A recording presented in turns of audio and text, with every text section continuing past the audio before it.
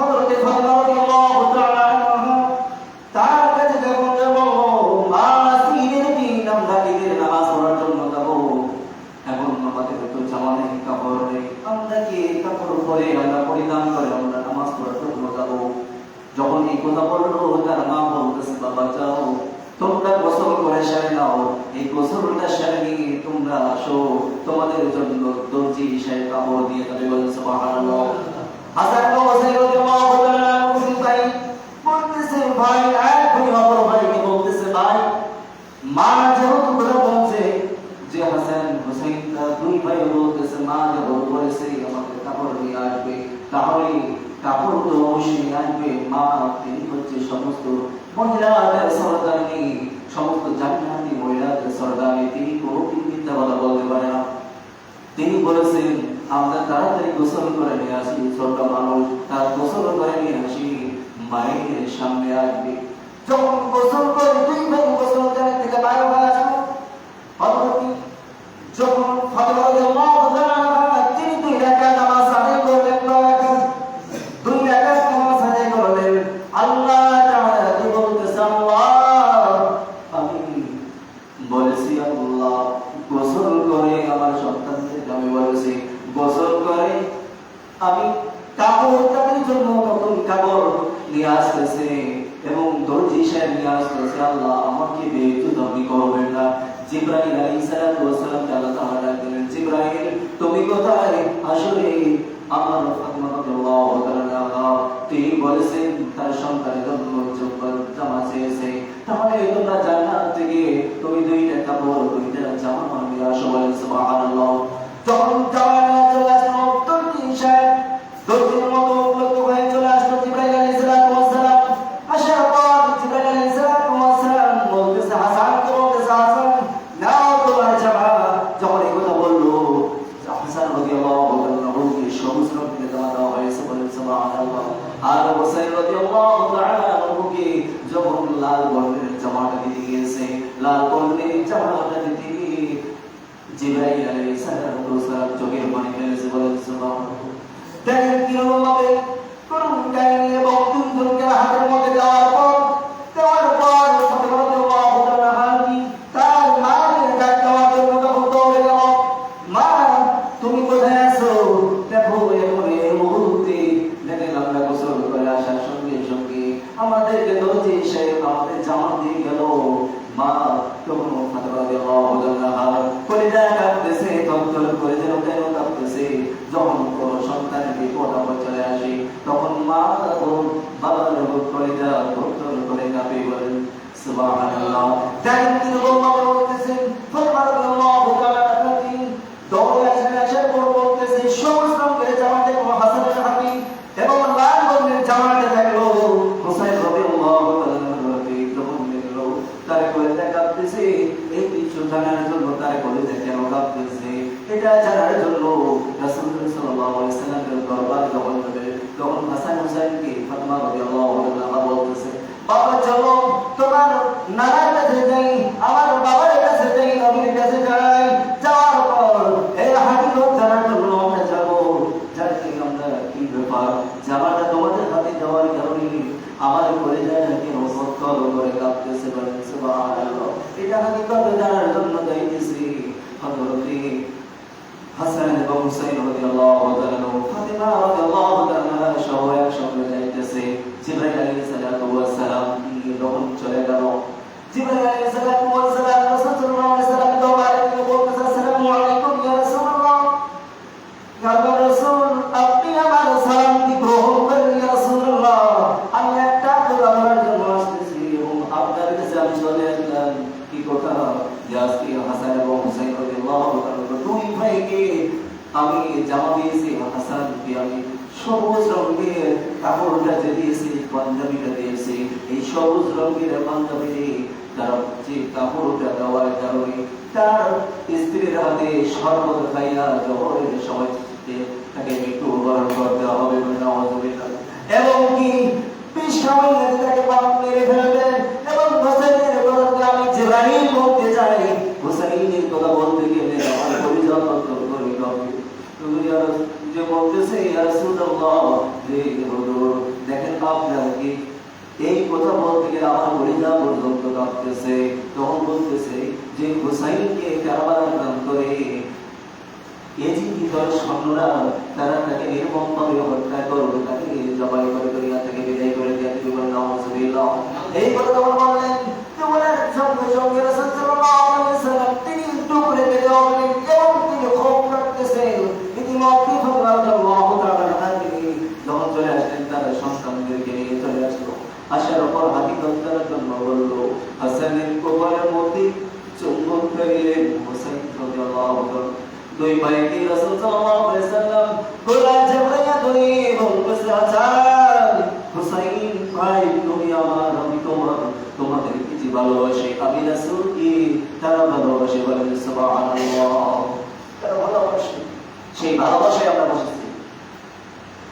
হুসাইন রাদিয়াল্লাহু তাআলা দুই ভাইকে এর পূর্বে যখন তাও জিবরাইলের সঙ্গে এখন ভাবে যখন কথা বলতেছে একভাবে কথা বলার সঙ্গে তখন বলা হয়েছিল জিবরাইল আলাইহিস সালাতু ওয়াস সালাম বলতেছে রাসূলুল্লাহ দেখেন কারাবালার প্রান্তরের মাটির শুকনি আমি শুকিয়ে নেন, দেখেন রক্তর গন্ধ পাওয়া যাবে আপনি শুকিয়ে নেন।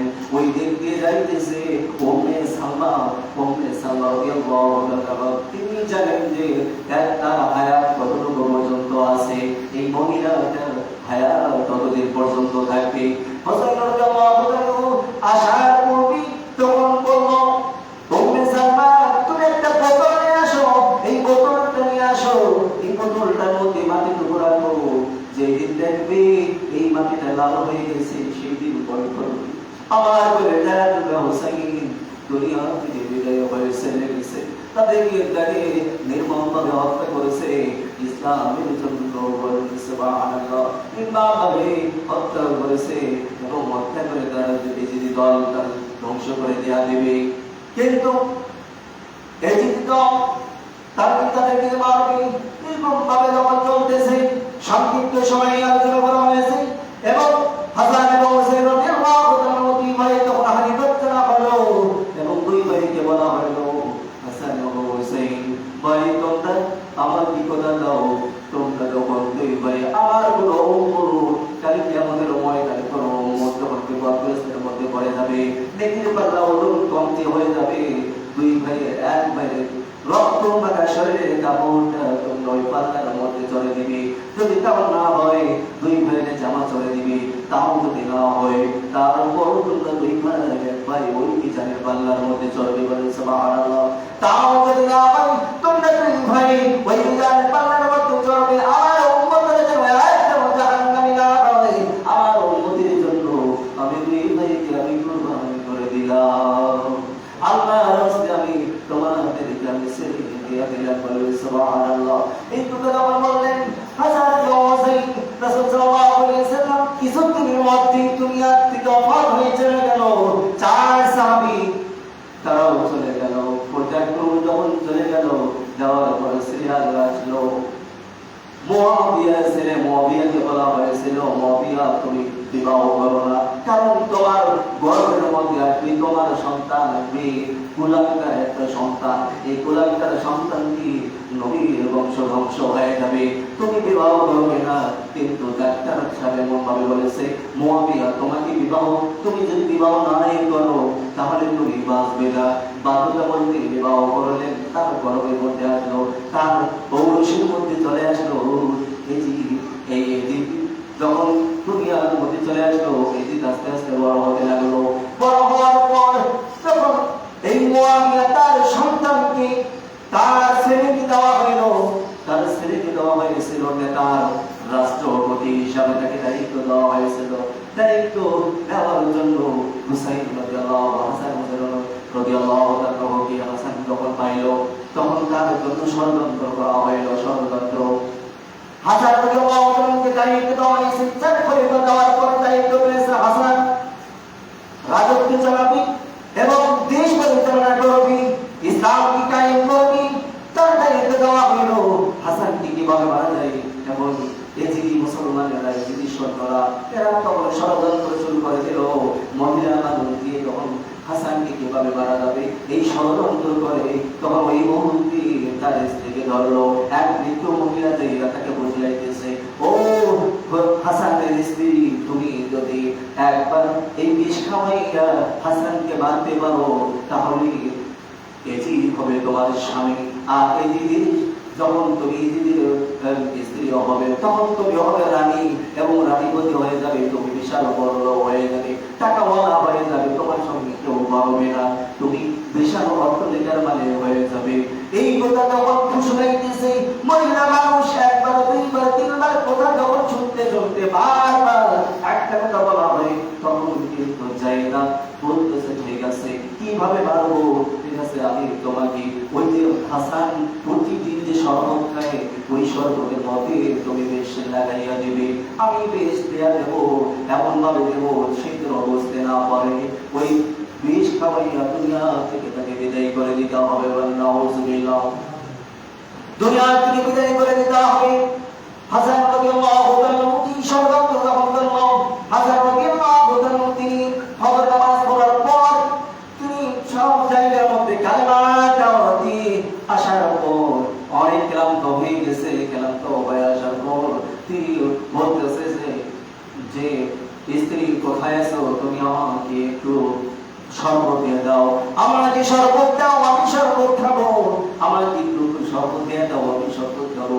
যখন তার স্ত্রী যখন নিয়ে আসলো শরবতের বেড়া, ওই শরবতকে নিয়ে আসার পর তারকে যখন গড়গড় করলো, গড়গড় করার সঙ্গে সঙ্গে তার কলিজা আস্তে আস্তে করে ফেটে যাচ্ছে, এবং তার গোটা শরীরটা ফেটে যাচ্ছে, তার শরীরটা যখন ফেটে যাচ্ছে, তার শরীরটা নষ্ট হয়ে যাচ্ছে, ইতিমধ্যে তার মনের মধ্যে দাম পড়ে গেল।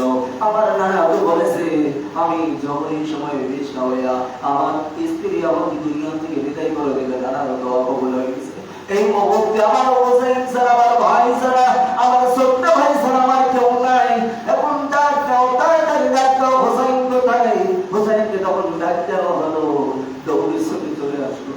এক ভাই অপর ভাই যখন তো দৌড়ে ধরলো, ভাই আজকে মনে হয় নানার দোয়া কবুল হয়ে গেছে, তুমি দেখো আমার স্ত্রী আমাকে বিষ খাওয়াইয়া আমার কলিজা ফেটে যাচ্ছে, ভাই আমি আর মনে হয় দুনিয়ার মধ্যে থাকবো না, আমি আর দুনিয়ার মধ্যে থাকতেছি না, আমি এখন বিদায় হয়ে যাচ্ছি। ভাই তোমার যখন কোনো বিপদ আসবে তখন তুমি কাউকে ডাক দিবে না, তুমি আমাদের নানাকে ডাক দিবে, নানা নানা ভাইরা তুমি ওই বিপদের সময় নানাকে ডাক দিবে। বলেন সুবহানাল্লাহ। যখন এইরকম ভাবে বিষ খাওয়াইয়া যখন তুমি আর থেকে বিদায় নিয়ে চলে গেল, তারপরে খেলাফতে বেরো হোসাইন রাদিয়াল্লাহু তাআলা আনহু, তিনি খেলাফতি পাওয়ার পর তাকে যখন রাজত্বের মালিক করা হইল, দেশের প্রেসিডেন্ট করা হইল, কুফা নগরের থেকে একটা নয়, দুইটা নয়, 40,000 চিঠি আসতেছে, একটা নয় দুইটা নয়, বারবার চিঠি আসে। এখন সমস্ত মন্দির মুসল্লিদের সামনে দাঁড়াইয়া, মসজিদের এইখানে দাঁড়াইয়া তিনি বলতেছে, আমি একটা কথা আপনাদেরকে বলতে চাচ্ছি, যে কি কথা, যে আপনারা যদি অর্ডার দেন তাই কুফা নগরের মধ্যে আমি রওনা দিতে পারি, কারণ তারা আমাকে নেওয়ার জন্য, আমাকে পাওয়ার জন্য খুব পাগল, এই পাগল হয়ে গেছে, আমি এখন তাদের সামনে যাবো কালিমা দেওয়ার জন্য, কিন্তু তারা কখনো বাতিলের কাছে কখনো মাথা নত করে নাই, বাতিলের কাছে কখনো মাথা নত করে নাই। এবং হাসান রাদিয়াল্লাহু তাআলা হোসেন রাদিয়াল্লাহু তাআলা তিনি যখন এই কথা বললেন, একদিন বলেন না, মুরব্বী একরাম বলতেছে না, আমরা হাসানকে হারাইয়া আমরা অনেক বিপদগ্রস্তের মধ্যে পড়ে আছি, আমরা চাই না তোমাকেও হারাইতে, আমরা চাই না তোমাকেও হারাইতে, তুমি চাইও না তোমার যাওয়া হবে না, একদিন নয়, এরকম ভাবে যে আওয়াজের যে লাশ সপ্তাহ হয়ে এরকম ভাবে কেটে যাচ্ছে, এরকম ভাবে যখন কেটে যাচ্ছে, 1 তারিখ মহরমের 1 তারিখ যখন চলে আসলো, কিন্তু 40টা যখন জিজ্ঞাসা শেষ হয়ে গেল, ওই মুহূর্তে ওই মজলিস থেকে তাদেরকে বলা হইল, আপনাদের মত কি? আচ্ছা মুসলমান, আমরা যারা যখন সময় এখানে এসেছি, আপনারা বলেন তো কেউ আছেন নাকি এই জায়গা থেকে কুফা নগরের মধ্যে যাওয়ার জন্য যে দেখি কি খবর ওই জায়গার মধ্যে আমার জন্য হুসাইনের জন্য কেমন পাগল, ওই এলাকার মানুষ কেমন পাগল, এটা দেখার জন্য কেউ উঠে যাবে। মুসলিমের আকিল বলতেছে আমি যাব লাব্বাইক, আমি যাব। যখন মুসলিমের আকিল বলল যখন আমি যাব, তার দুইটা ছোট্ট সন্তান আছে, 7 এবং 6 বছরের, একটা আছে 8 বছরের বয়সী, দুইটা সন্তান আছে। এই দুই সন্তান যখন বলল যে আপনি যেহেতু কুফা নগরের মধ্যে যাবেন, আমাদের তো মা নাই, আমাদের তো মা ছোট্টবেলায় মৃত্যুবরণ করেছে, আব্বা আমরাও যাবো আপনার সঙ্গে, আমরাও কিন্তু আপনার সঙ্গে যাবো। 3 জনের কাফালা হয়ে কুফা নগরের মধ্যে রওনা দিয়ে দিল। রওনা দিয়ে দেওয়ার পর যখনই হুসাইনের পক্ষের লোক পাইয়া, হুসাইনের পক্ষের লোক পাওয়ার সঙ্গে একসঙ্গে 30,000 মানুষ বাইয়াত গ্রহণ করলো, ইসলাম গ্রহণ করলো। বলেন সুবহানাল্লাহ। তাকে দেখার জন্য, তার মানে দিও হুসাইন, তার মানে হুসাইন যাতে আসে এই জায়গার মধ্যে, এটা দেখার জন্য, এটা মুসলমানদের তখন থেকে শুরু করে আজ পর্যন্ত একজন নয়, 2 জন নয়, এই হুসাইনের মুসলমান, যে একটা হচ্ছে এজিদি মুসলমান আর একটা হচ্ছে হুসাইনের মুসলমান। এজিদি মুসলমানদের দিয়ে ইসলাম ধ্বংস হবে, আর এজিদি মুসলমান দিয়ে তাদের দিয়ে কোনোদিন উপকার হবে না সমাজের। নাউযুবিল্লাহ, কোন সমাজের উপকার হবে না, ধর্মের কোনো উপকার হবে না, তাদের কারণে ধর্মের এত কলঙ্কিত ভাবে চলতেছে। নাউযুবিল্লাহ। আর হুসাইনের মুসলমান যারা, পরিচিত মুসলমান যারা, তাদের দিয়ে ইসলামকে পরিপূর্ণ হয়ে চলতেছে এবং তারাই ইসলামকে খুঁটি করে রেখে চলতে। বলেন সুবহানাল্লাহ। হুসাইন রাদিয়াল্লাহু আনহু যখন বাড়ি গেল, বাড়ি যাওয়ার পর মুসলিমরা আগে চলে গেল। যাওয়ার পর যখন 30,000 মানুষ বায়াত গ্রহণ করলো, ইসলাম গ্রহণ করলো। ইসলাম গ্রহণ করার পর পরিশেষে যখন ইসলাম গ্রহণ করা হয়ে গেল, চিঠি লিখতেছে মসজিদের মধ্যে বসে যে হুসাইন তুমি আসো, তোমার জন্য কুফা নগরের মানুষ পাগল, কারণ তুমি চলে আসো আমাকে পাইয়া। 30,000 মানুষ বাইয়াত গ্রহণ করলো, ইসলাম গ্রহণ করলো, তুমি চলে আসো। এই চিঠিটা যখন দেখলো, এই চিঠিটা যখনই পাঠিয়ে দেওয়া দিল, ওই তার মধ্যে তিনি পাঠিয়ে দেওয়ার সঙ্গে সঙ্গে তিনি নামাজ পড়া যখন শুরু করে দিয়ে দিলেন, জোহরের নামাজ আদায় করা শুরু করে দিয়ে দিলেন। জোহর নামাজ আদায় করতেছে, এই সময় জোহর নামাজ আদায় যখন শুরু করে দিল, ওই মুসলিমের নাকিলকে রাগলা তরবারি দিয়ে পিছন থেকে শুরু করে একবারে তার গর্দানটাকে ফেলে দিয়েছে। বলেন নাউযুবিল্লাহ। একবারে তাকে দুনিয়া থেকে বিদায় করে দিয়েছে। তার 2 সন্তান ছিল, একজনের মধ্যে তারা নামাজ পড়ার জন্য এসেছিল মুসলিমরা, কিলের সন্তান মুহাম্মদ এবং ইব্রাহিম। এই 2 সন্তান তারা দেখে এমন ভাবে তীব্র দৌড় দিল, মরুভূমি এলাকার মধ্যে দৌড় দিতেছে আর বলতেছে, ও মদিনার পাখি, ও মদিনার বাতাস, কোথায় আছো? আমাদের কোথায় শোনো। হুসাইন যাতে 1 সেকেন্ডের জন্য এই কুফা নগরের মধ্যে না আসে। আমার আব্বা কি দুনিয়া থেকে তারা বিদায় করে দিয়েছে। আমার আব্বা যখন চিঠি পাঠাইছে, তিনি এই চিঠি পাঠায় মাত্রই আমার বাবা কি তারা নির্মমভাবে হত্যা করেছে, দুনিয়া থেকে বিদায় করে দিয়েছে। এই বাধা থেকে যখন বলতেছে, ও মদিনার পাখি, তোমরা কোথায়? ওই কুফা নগরের বাধা চলে যাও মদিনার মধ্যে, যেন হুসাইন রাদিয়াল্লাহু তাআলা তারা যেন না আসে। কিন্তু চিঠির 1 তারিখের মধ্যে পৌঁছে গেল। যখন মুসলিম আকিলের চিঠি চলে আসলো, হুসাইন তুমি চলে আসো, তোমার জন্য তারা পাগল হয়ে আছে। আমাকে পাওয়ার পর তারা 30,000 মানুষ একবার বাইয়াত গ্রহণ করলো। বলেন নাউযুবিল্লাহ।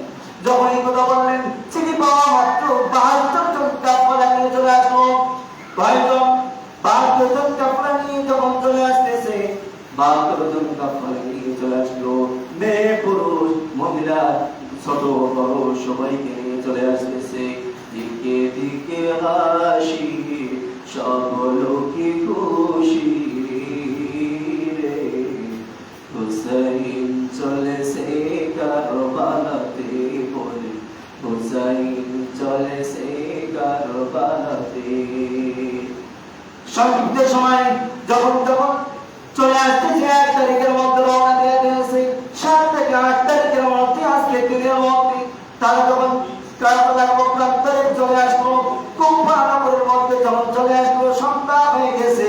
এই এক সপ্তাহে খাবার নেই, যখন চলে এসেছে, আসার পর খাবারও থেকে গেছে। এই মুহূর্তে তার ঘোড়ার পা দাবিয়ে গেছে। পা যখন দাবিয়ে গেছে, কি ব্যাপার পা দাবিয়ে গেল? কিন্তু বলা হয়েছিল পূর্বের কথা যে ওই পা যে জায়গা দাবিয়ে যাবে ওই জায়গাটা মনে করবে কারবালার প্রান্ত। যখন মাটির মধ্যে একটু ঘোরা শুরু করে, তাবু টাঙ্গার জন্য রাত হয়ে গেছে। তাবু টাঙ্গার জন্য ওই মুহূর্তে রক্ত প্রবাহিত হচ্ছে। গাছের মধ্যে তখন তখন কাটার জন্য চেষ্টা করে, রক্ত প্রবাহিত হচ্ছে।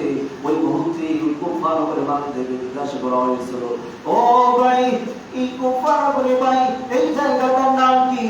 বলতেছে এই জায়গাটার নাম হচ্ছে কারবালার প্রান্ত। কারবালার প্রান্তরের কথা বলার কারণে হুসাইন রাদিয়াল্লাহু তাআলা তার সঙ্গীর সাথে দেখে বলতেছে, স্ত্রী পরিবার পরিজন সবাই তখন চলে আসে। তাদের বলতেছি, তোমরা যা যে দিক দিয়ে পারো তোমরা চলে যাও, নানা দোয়া কবুল হয়ে গেছে।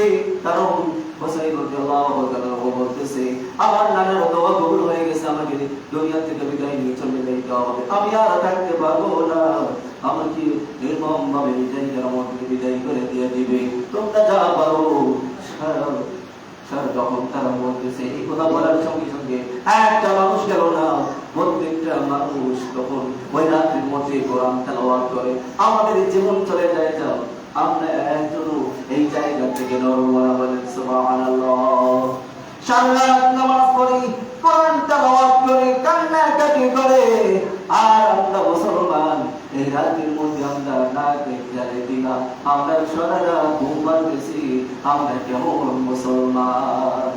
তাহলে দেখেন, সারা রাত যাওয়ার পর যুদ্ধের জন্য যদি মুসলমান তারা চলে আসলো, আসার পর কুফা নগরে যখন এজিদের দল সেনাবাহিনীর দল চলে আসলো, আসার পর যখন যুদ্ধ শুরু হয়ে গেল, যুদ্ধ চলতেছে চলতে এরকম ভাবে তারাও 1000 নয়, 2000 নয়, 40,000 মান, 4000 মান নিয়েছিল ওই ময়দানে কারবালার প্রান্তর। কত হাজার মানুষ, 4000 মানুষ এখানে চলে এসেছিল, কাফেররা গিয়েছিল। ওই কাফেররা যখন চলে এসেছে এবং কাটতে কাটতে তারাও অর্ধেক পার হয়ে গেছে। এবং এই হুসাইন রাদিয়াল্লাহু তাআলা তার পরিবার ছাড়া সবাই দুনিয়া থেকে বিদায় নিয়ে চলে গেল। বিদায় নিয়ে চলে যাওয়ার পর যখন দুনিয়া থেকে বিদায় নিয়ে চলে গেল, তার স্ত্রী, তার সন্তান, আর আলী আকবর নামে আরেকজন তার সন্তান আছে, তিনি সহ এই 4-5 জন মিলে তারা আছে। তখন বলতেছে, আলী আসগর নামে তার স্ত্রী বলতেছে, ও স্বামী, আমার সন্তানের কলিজা পর্যন্ত মনে হয় ফেটে যাচ্ছে, আমার বুকের দুধ নেই, আমার বুকের দুধ নেই। কারণ আজ 3 দিন পর সে অনাহারে আছে, আমার বুকের দুধ পর্যন্ত তারা পায়নি। ওই দিকে পায়নি। তখন হুসাইন রাদিয়াল্লাহু তাআলা তার সন্তানকে, শিশু সন্তানকে কোলের মধ্যে নিয়ে বলতেছে, ও এদিকে সন্তানরা, তোমাদেরও তো এরকম ছোট্ট বাচ্চা আছে, একটু পানি খাওয়াইয়া দাও, আমার বাচ্চাটাকে একটু পানি খাওয়াইয়া দাও। তাহলে আমার বাচ্চাটা বেঁচে যাবে। দূর থেকে যিনি মুসলমান তীর নিক্ষেপ করে বুকের মধ্যে লেগেছে, কলিজা বরাবর ঢুকে গেছে। ঢুকে যাওয়ার সঙ্গে সঙ্গে তার কলিজা ফেটে চুরমার হয়ে দুনিয়া থেকে বিদায় নিয়ে চলে গেল। বলে ইন্না লিল্লাহি ওয়া ইন্না ইলাইহি রাজিউন। এই কথা বললেন, যখন এটা হয়ে গেল, দুনিয়া থেকে বিদায় নিয়ে চলে গেল। আয়াত পর তিনি বলতেছে, কি ব্যাপার, আমার ভাইকে মারবো? বলতেছে, তোমার ভাইকে তোমার আব্বার কাছে দেওয়া হয়েছিল, তারা পারে না খাওয়াইয়া এই 3 মাস তাকে দুনিয়া থেকে বিদায় করে দেওয়া দিল। এই বিদায় করে দেওয়া দিল। একবার বলতেছে, মা, আমি আমার ভাইয়ের রক্তের কসম দিয়ে বলতেছি, আমি সমস্ত কাফিরদেরকে মেরে তারপরে এখান থেকে লড়বো। আমি যদি মারাও যাই, তারপর আমি তাদেরকে ছাড় না দিয়ে আমি মৃত্যুবরণ করবো না। আমি কথা দিলাম, কিছুক্ষণ পর যুদ্ধ করতে করতে করতে অসংখ্য কাফিরদেরকে মেরে ফেলা হয়েছে। মারার পর আমার এসে বলতেছে, মা, একটু পানি দাও, এক পেলে পানি দাও। পানিটা যদি আপনি দেন, এই পানি দেওয়া মাত্র আমি আমাকে যদি একটু পানি দেওয়া হয়, আমি যদি একটু পানি খাই, পানি দিলে আমি একটা কাপের আমি দুনিয়ার মধ্যে রাখবো না। বলেন সুবহানাল্লাহ। এই কথা আমার মানলেন, বলার সঙ্গে সঙ্গে তার মা বলতেছে, বাবা যদি পানি যদি আমি দিতে পারতাম তাহলে তোমার ছোট ভাই আমি আজকে মারা যাইতো না, তোমার ভাই মারা যাইতো না, তোমার ছোট ভাই যে রাস্তায় চলে গেছে আমিও তোমার ওই রাস্তায় বিদায় করে দিয়া দিলাম। এরকম ভাবে যখন জমাই গেছে, পরে এসেছি সংক্ষিপ্ত ভাবে আলোচনা বহু আলোচনা আমি সংক্ষিপ্ত করলাম এবং হুসাইন রাদিয়াল্লাহু তাআলা তিনি যখন এককভাবে বলে গেলেন, এককভাবে বলে যাওয়ার পর যখন হাত দিয়ে হামলা দরবারে যুদ্ধ শুরু হয়ে গেল, যুদ্ধ চলতেছে, ক্ষত বিক্ষত হয়ে গেল, তার শরীরের মধ্যে একটা নয়, দুইটা নয়, 33টা সুরের আঘাত লেগেছে, রক্ত প্রবাহিত হচ্ছে, রক্তমাখা শরীরে তিনি অনেক ক্লান্ত হয়ে গেছে, অনেক ক্লান্ত তখন হয়ে গেছে, তার শরীরে রক্ত প্রবাহিত এবং দূর থেকে তখন বলতেছে, ও সীমার দৌড়ে এসে সীমার বুকের মধ্যে যখন এসে ধরলো, ধরার সঙ্গে সঙ্গে বলতেছে, সীমার, ও সীমার, আমার নানার দোয়া কবুল হয়ে গেছে, তুমি আজকে জমা দিন আমাকে 2 রাকাত নামাজ পড়ার সুযোগ দাও,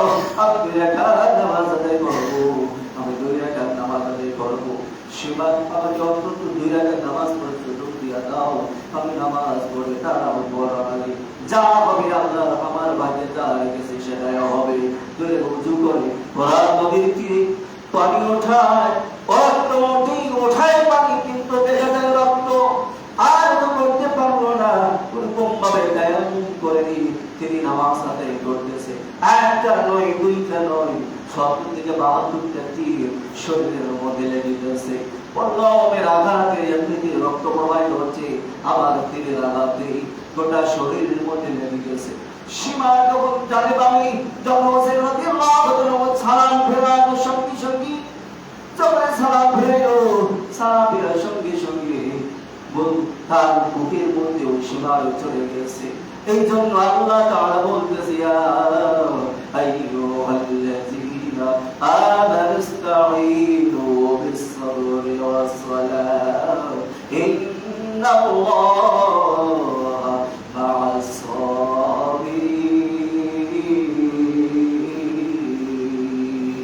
বলে আল্লাহু আকবার।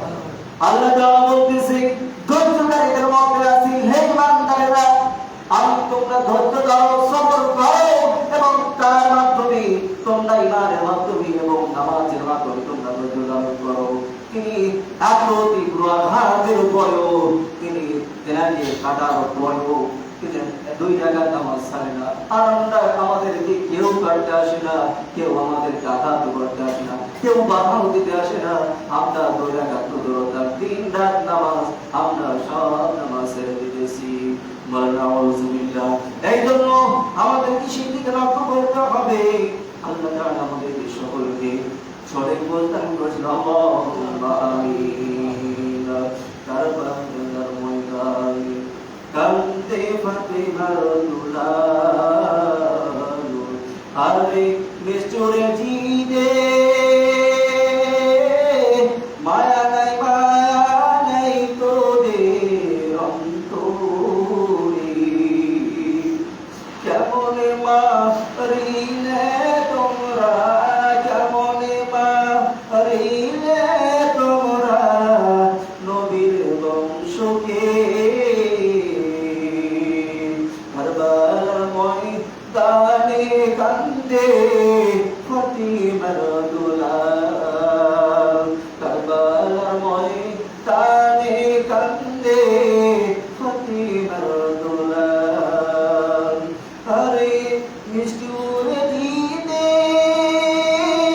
মায়া নাই, মায়া নাই তোদের নবীর বংশকে, কেমনে মারিলে তোমরা, কেমনে মারিলে তোমরা নবীর বংশকে, কারবালার ময়দানে কান্দে ফাতিমার দুলাল,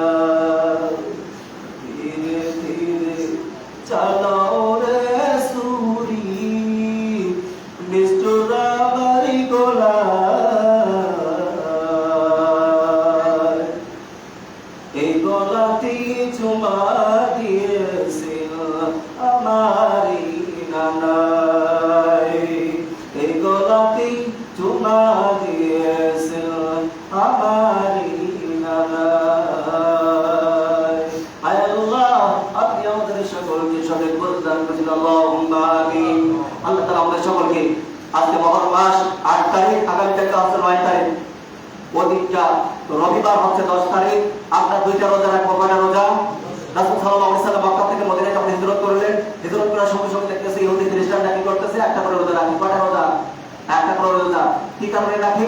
যে বলতেছে যে কি বিবাদ, তোমরা রোজা আছো, কেন রোজা আছো? তখন বলতেছে যে আমরা এই কারণে রোজা আছি, মুসা নবীকে আল্লাহ তাআলা কি করেছে, তাকে মুক্তি দিয়েছে, আল্লাহ তাআলা তাকে মাফ করে দিয়েছে, এই জন্য শুকরিয়া আদায় করে তার উপলক্ষ করে আমরা একটা রোজা রাখি। তাহলে রাসূল সাল্লাল্লাহু আলাইহি ওয়াসাল্লাম বলতেছে যখন তোমরা রোজা রাখো একটা, আমরা রোজা রাখবো 2টা। অবশ্যই রাসূল সাল্লাল্লাহু আলাইহি ওয়াসাল্লাম যেহেতু বলেছে যে 2টা রোজার কথা, আমরা 9 তারিখ আগামীকাল 9 তারিখ আমরা রোজা থাকবো ইনশাআল্লাহ।